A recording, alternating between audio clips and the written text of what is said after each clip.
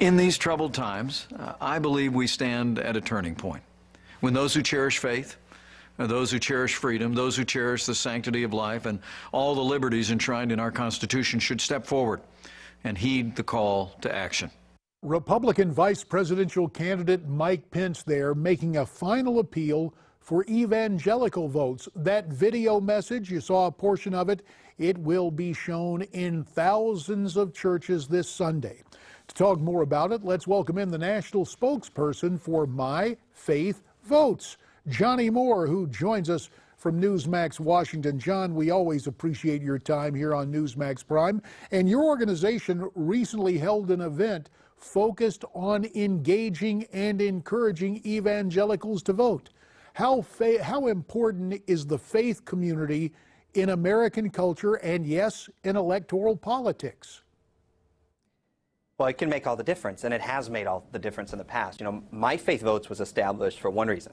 It's a nonpartisan effort. It exists for one reason, and that is that 25 million American evangelicals in 2012 and in 2008 were registered to vote, and they didn't even bother showing up at the polls. 25 million registered, they didn't even bother showing up. And so we've been focusing on that single responsibility of making sure that every evangelical Christian in America and others fulfill their moral obligation to vote. And here's why this is important, JD. In the last 4 presidential elections, 4 in a row, the presidential contest was decided by fewer than 6 million votes in this country. So evangelicals alone can make all the difference. And I can tell you they're waking up to this fact all across the country. You cited previous cycles where Christians, evangelicals chose not to vote, and it is a huge voting bloc. So what is the appeal for 2016? How is the argument being couched in terms of how important this particular election is for the future of our religious freedoms?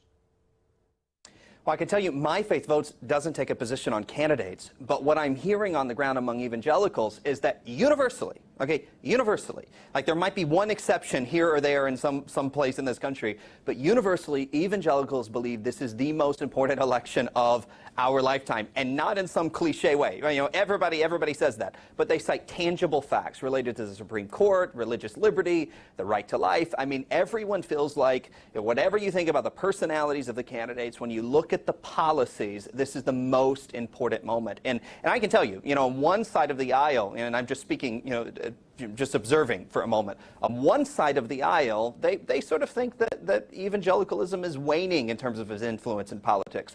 But what I'm hearing on the ground among evangelicals is that this group is going to come out stronger than they ever have before, because they're not standing up for a party or an individual politician. They're standing up on the principles that are important to them. I mean, that video that you played a few moments ago of Governor Pence, I listened to that video. The video will play in thousands of churches all across America. And Governor Pence is speaking as an evangelical. He's not speaking as a politician. He's not speaking as someone trying to appeal to evangelicals. He speaks like an insider, and this could make all the difference. I'm telling you, JD, depending upon what happens on Tuesday, evangelicals will make the difference. They will elect one candidate, or their disengagement will send another message. But if you talk to 8 evangelicals in this country, 6 of them will tell you, we're showing up this time. It's a moral obligation we have to vote. And that's the message we're saying. No longer would 25 million of us sit on the sidelines. And to that end, Reverend Franklin Graham has been weighing in the public square, talking about this election, calling on Christians to vote and to pray. Let's listen to the message from Reverend Graham, and then I'll ask for your comments. Don't stay home, and don't let someone try to tell you that your vote doesn't count, and don't try to let someone tell you that you don't like those candidates, so you're going to stay home and as a protest. Listen, both of these candidates are flawed, both of them. But we're not voting for our pastor. We're voting for somebody who's going to be appointed the next Supreme Court justices. So obviously, Reverend Graham there is taking a look at the Supreme Court and the decisions that will be made there. I could not help but notice that we got the video from a website called Right Wing Watch, a very strident leftist organization that seems to equate Christianity with conservatism. You might have some thoughts on Right Wing Watch, but I know you have some thoughts on the future of the Supreme Court, as does Reverend Graham.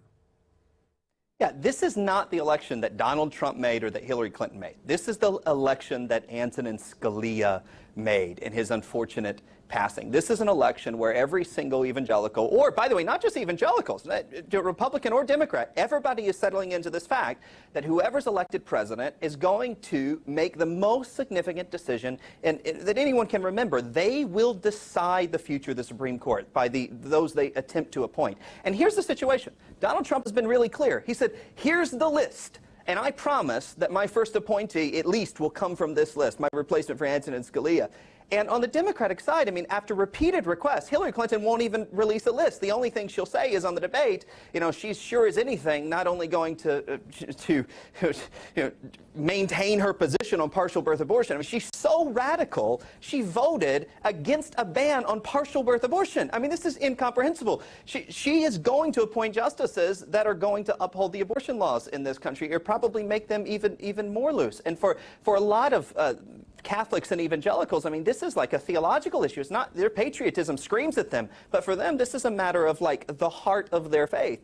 And I can tell you, you know, you can have all kinds of opinions on this election and all kinds of thoughts, but the Donald Trump side of the fence has done a lot to reach out to evangelicals. I can tell you, JD, I mean, like everyone I know in sort of the evangelical world has had communication with Donald Trump, someone within the Donald Trump camp, been reached out to by someone within the Donald Trump camp. And even the people that I know that are in the center or towards the left, many of them, there's been no attempt by Hillary Clinton or her campaign to reach out to them at all. And so it's really, really clear, like Trump or not, like Hillary or not, one candidate is attempting to engage the evangelical and Catholic population in this country, and the other one is just trying to win without them. And so we'll see. You know, we'll see. And what we cannot see again is evangelicals sitting on the sidelines. Because, A, 25 million of us not showing up is not only a theological statement, if you're like most evangelicals who believe the first thing you render to Caesar is your vote, but it's also a patriotic statement. Because I'm a millennial, okay? My generation has not known an America not at war. It's my 18, 19-year-old little brothers and sisters who have fought in recent years to secure our right to vote, and generations before them that did that. And so if you just sit on the sidelines, if you're an evangelical, you're making a theological statement. But all of us as Americans are also making a patriotic statement, which is that the sacrifice of those men and women was not enough to motivate me to go to the polling place.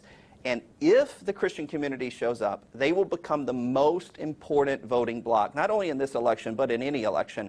And they transcend every other demographic, every other way of dividing the pot.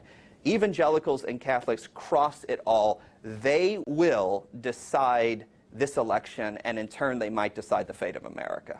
Politically, of course, the main event comes this coming Tuesday.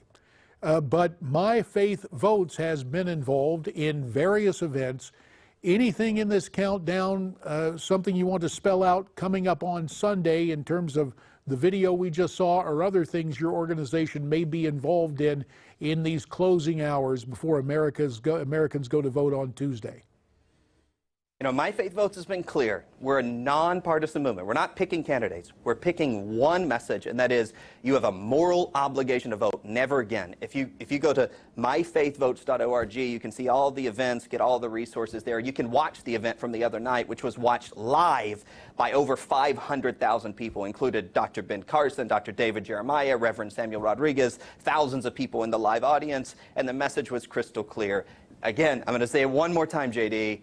It is a moral travesty that 25 million evangelical Christians, aside from all the other Christians in this country, were registered to vote and simply chose not to show up in 4 consecutive elections that were decided by fewer than 6 million votes. Johnnie Moore, you lay out a case that should motivate believers to action, because while it is true we have a right not to vote, those of us registered to vote who failed to exercise the franchise and failed to make our points of view known via the ballot box are guilty of a silence that in its own way is worse than apathy, especially in these troubled times. And we very much appreciate the fact that you join us from Washington, D.C., a city that may be facing a good bit of change based on what happens this Tuesday. Johnnie Moore, we thank you very, very much for your time. Always a pleasure. Up next on our program, we talk about what transpired on this day in history.